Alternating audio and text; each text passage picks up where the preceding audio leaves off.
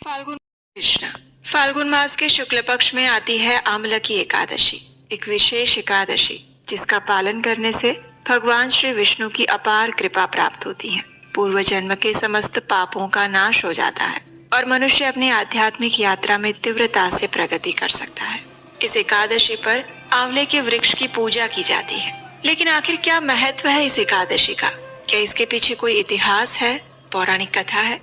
तो जी हाँ, आज के इस वीडियो में हम देखते हैं इसी आमलकी एकादशी से जुड़ी हुई एक सुंदर पौराणिक कथा।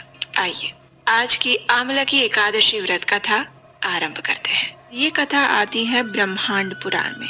एक समय इस पृथ्वी के राजा युधिष्ठिर महाराज ने परम भगवान श्री कृष्ण से पूछा, हे मधुसूदन, फाल्गुन मास के शुक्ल पक्ष में कौन सी एकादशी आती है और इस व्रत का पालन किस प्रकार करना चाहिए? तो इसके उत्तर में भगवान श्री कृष्ण कहते हैं, हे धर्मनंदन, प्राचीन काल में यही प्रश्न राजा मांधाता ने अपने गुरु वशिष्ठ ऋषि से पूछा था। उन्होंने जो उत्तर दिया था उसी का मैं पुनरुच्चारण करता हूँ। ध्यान पूर्वक सुनिए। ऋषि वशिष्ठ ने कहा, फाल्गुन मास के शुक्ल पक्ष में आने वाली एकादशी को अमलकी एकादशी कहते हैं। जो व्यक्ति इस व्रत का पालन करता है उसे जीवन के अंत में वैकुंठ या विष्णु लोक की प्राप्ति होती है। जब इस सृष्टि का सर्जन हो रहा था उस समय गर्भोदकशाही भगवान विष्णु के थूक से एक तेजस्वी बिंदु प्रकट हुआ। वह बिंदु पृथ्वी पर गिरा और उसी में से एक वृक्ष की उत्पत्ति हुई।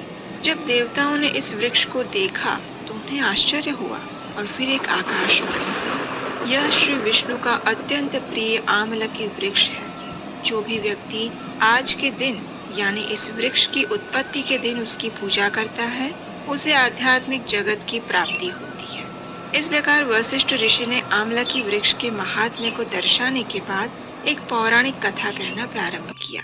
प्राचीन काल में एक विदिशा नामक राज्य था। वहाँ के राजा थे चंद्रवंशी राजा पाशबिंदु। उनका अन्य एक नाम चित्ररथ भी था। उनके राज्य में सभी प्रजा उत्तम विचार, श्रेष्ठ चरित्र और सात्विक संपत्ति से युक्त थी। इस राज्य में सभी मनुष्य सतोगुणी और आस्तिक थे। राजा चित्ररथ स्वयं अत्यंत शक्तिशाली, विनम्र, समृद्ध और वैदिक ज्ञान में निपुण थे। वे भगवान शिव के उपासक थे और मास में आने वाली दोनों ही एकादशियों का श्रद्धा पूर्वक पालन करते थे।